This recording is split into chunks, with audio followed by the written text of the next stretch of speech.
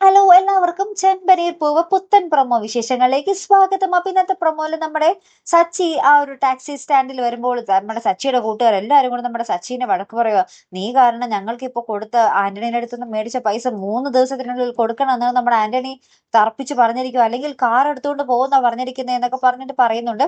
അതിനുശേഷം നമ്മുടെ സച്ചി നമ്മുടെ ആന്റണീനെ കാണാൻ പോകുന്നുണ്ട്. അപ്പൊ ആന്റണി പറയുന്നുണ്ട്, ശരി നീ വന്ന് പറഞ്ഞതല്ലേ, ഞാനൊരു വിട്ടുവീഴ്ച ചെയ്യാം, പക്ഷെ ഞാൻ ആ ഒരു ടാക്സി സ്റ്റാൻഡിൽ വരും. ആ ഒരു സമയം നിന്റെ കൂട്ടുകാരുടെ മുന്നിൽ എല്ലാവരുടെ മുന്നിൽ വെച്ച് നീ എന്റെ കാലിൽ വന്ന് വീണ് മാപ്പ് പറയണമെന്ന് പറയുന്നുണ്ട്.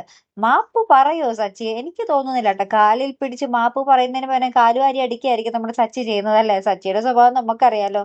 അതിനുശേഷം ഉണ്ടല്ലോ നമ്മുടെ സച്ചി വീട്ടിൽ വരുമ്പോൾ നമ്മുടെ രേവതി ഒരു സ്ഥലത്ത് കിടക്കുന്നു, നമ്മുടെ സച്ചി ടെറസിൽ പോയി കിടക്കുന്നു. അങ്ങനെ രണ്ടുപേരും ഇപ്പൊ മുഖത്തോട് മുഖം നോക്കാത്ത ഒരു അവസ്ഥ തന്നെ ആയിട്ടോ.